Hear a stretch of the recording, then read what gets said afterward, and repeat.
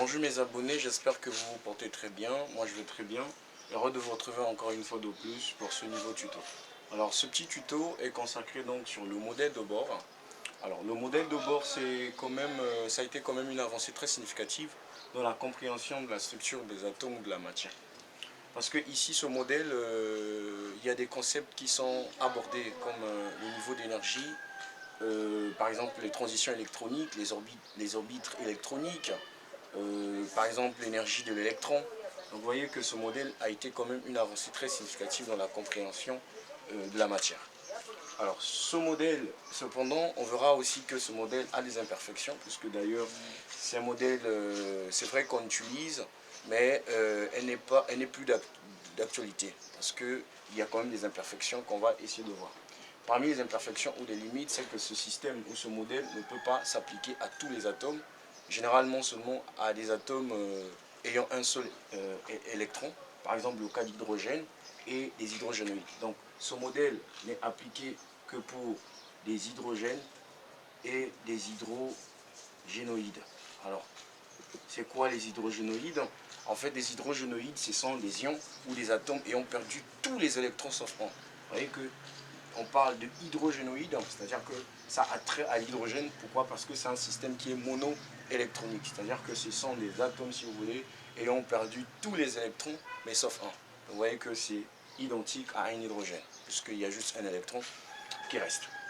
D'accord? Donc, selon ce modèle-là, nous avons donc le noyau et nous avons l'électron qui gravite, d'accord, tout autour du noyau, à une vitesse qu'on appelle V, d'accord. Cette vitesse, en fait, est une constante, ok. Elle est identique au tout point, en fait, du cercle. Donc, cette vitesse est une constante. Attention, la trajectoire décrite par l'électron ici, c'est un cercle. Donc, c'est un mouvement, on va dire, c'est un mouvement qui est donc circulaire uniforme. Circulaire pourquoi? Parce que la trajectoire de l'électron, c'est un cercle uniforme parce que la vitesse est une constante. Donc le mouvement de l'électron par rapport au noyau, c'est un mouvement qui est circulaire uniforme. Jusque là c'est bon.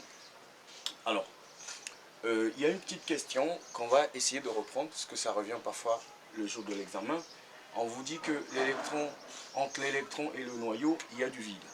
Voilà, ça on connaît. Entre l'électron et le noyau, il y a du vide.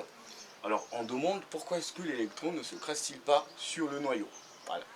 Sachant que entre l'électron et le noyau, il y a du vide. Donc ici, il y a du vide. Donc c'est pourquoi on dit que la structure de l'atome est lacunaire. C'est-à-dire que entre l'électron et le noyau, il y a du vide. Et la question qu'on nous pose généralement, c'est de savoir pourquoi est-ce que l'électron ne se crasse-t-il pas sur le noyau. Alors là, c'est très simple, hein. C'est parce que il existe ici des forces attractives d'intensité égale. Donc je prends un exemple. Je prends un fil par exemple, au bout de fil, il y a un individu qui applique une force, moi aussi de l'autre côté, j'applique une force, supposant que cette force est de l'unitone, et que après, on sait que personne ne va attirer l'autre, c'est clair, on sera dans un état d'équilibre, d'accord? Voilà, c'est exactement la même chose qui se passe ici. C'est-à-dire que le fil ici, c'est des forces électrostatiques ici, de même intensité. C'est pourquoi l'électron, mais il ne se crasera pas sur l'électron, parce que la force que l'électron exerce sur le noyau, c'est égal à la même force que le noyau exerce sur l'électron. C'est des forces électrostatiques attractives, mais de même intensité. D'accord? Voilà.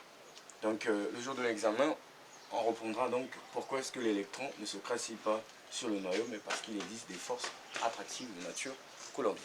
Merci.